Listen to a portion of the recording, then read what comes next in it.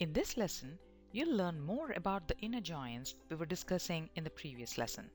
Let's see what the inner join is all about.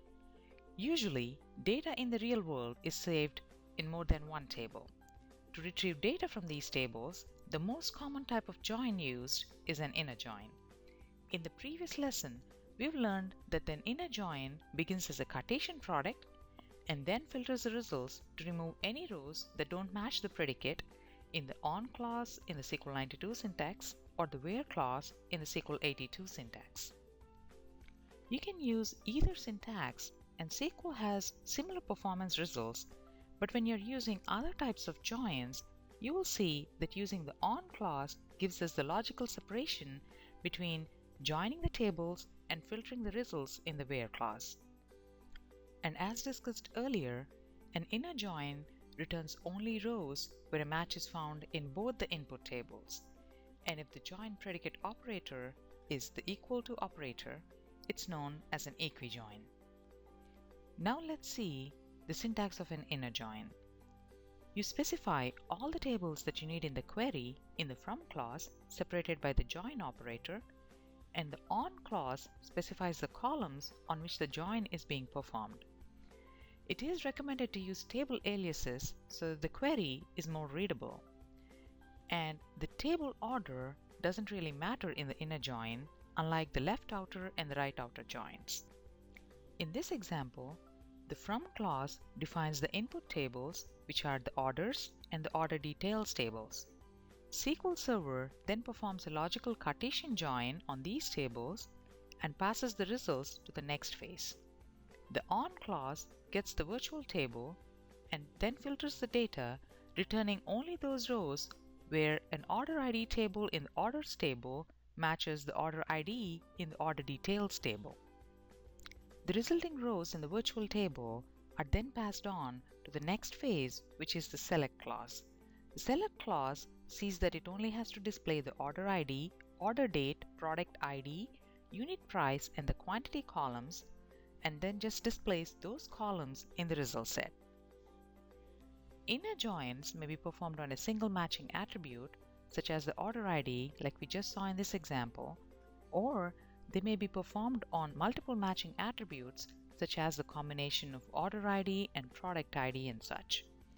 Joins that match multiple attributes are called composite joins.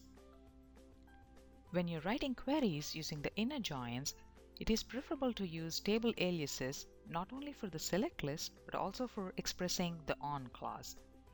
And you need to use the join keyword once for each two tables in the from list.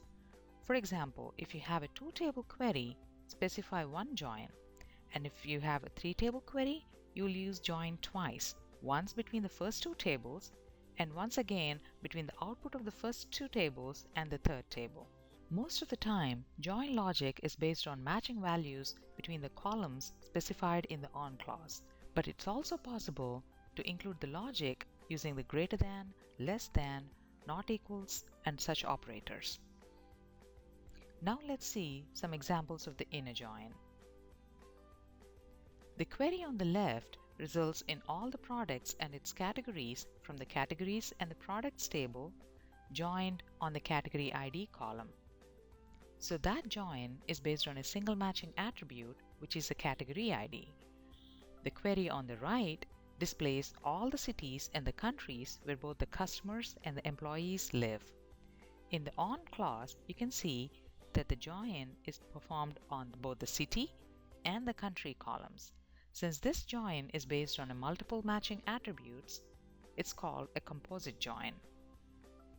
Now let's see how to join three tables in an inner join. Let's open a new query. Let's say we want to see all the products, their suppliers, and their category information.